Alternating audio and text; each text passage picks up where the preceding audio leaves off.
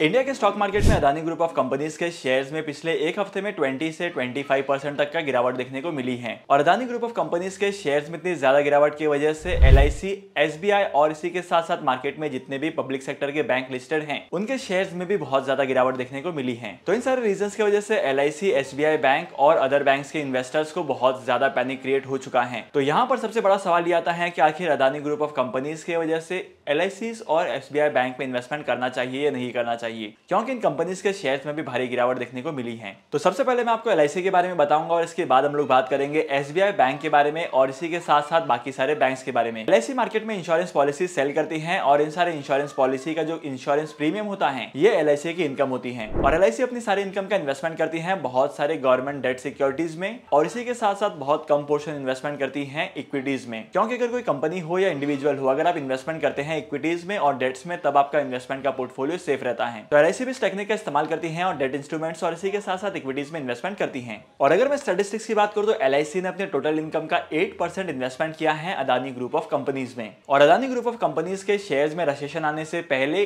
LIC की जो investment की वैल्यू थी वो थी 72,000 करोड़ की। और मार्केट में इन कंपनीज के शेयर्स के गिरने के बाद LIC की जो टोटल इन्वेस्टमेंट है उसकी वैल्यू हो चुकी है 55,000 करोड़ की। तो करंटली अदानी ग्रुप को 1,600 करोड़ के आसपास का लॉस हुआ है। लेकिन फिर भी LIC ने अदानी एंटरप्राइज के FPO के लिए भी अप्लाई किया है। अगर करंटली कंपनी के मार्केट शेयर की प्राइस की बात की जाए तो करंटली इस कंपनी के मार्केट शेयर पिछले 2 दिनों में 5% से ज्यादा गिर चुके हैं। अगर LIC अदानी ग्रुप में ऐसे ही इन्वेस्टमेंट करते रहा तो आने वाले टाइम पीरियड में ऐसा हो सकता है कि LIC के शेयर्स की वैल्यू और भी ज्यादा गिर सके। तो आने वाले टाइम पीरियड में LIC के शेयर्स ऊपर जाएंगे या नीचे जाएंगे इसका पता लगाना तो थोड़ा मुश्किल है। लेकिन अगर आप LIC के शेयर्स में इन्वेस्टमेंट करना चाहते हैं तो मैं आपको पर्सनली ये एडवाइस करता हूं कि आपको एक हफ्ते का इंतजार करना है। क्योंकि अगर आप एक हफ्ते का इंतजार करेंगे तो आपको पता चल जाएगा कि आने वाले टाइम पीरियड में LIC की जो शेयर्स की मूवमेंट है वो कैसी होने वाली है। तो आज के इस वीडियो में आगे बढ़ते हैं और बात करते हैं SBI बैंक और अदर बैंक के बारे में। SBI बैंक और अदर बैंक के शेयर्स की प्राइस इसलिए गिरी है क्योंकि अदानी ग्रुप ने जितने भी मार्केट से लोन लिए हैं वो बैंक के पास से ही लिए हैं। और जब भी कोई भी कंपनी बैंक के पास लोन लेता है तो बैंक को शेयर्स प्लेज में देता है।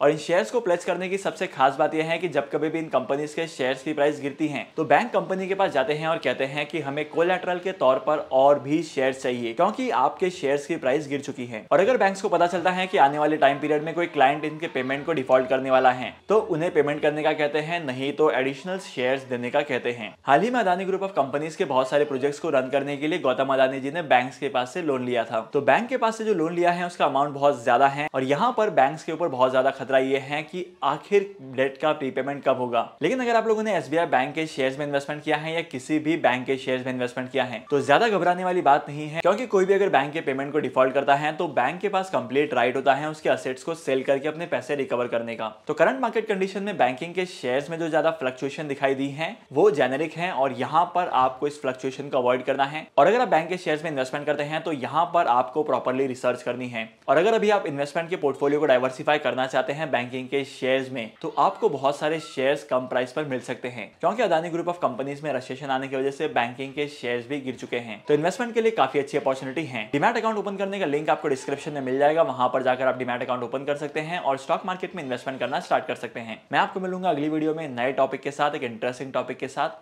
तब तक के लिए signing off, happy investing and good bye.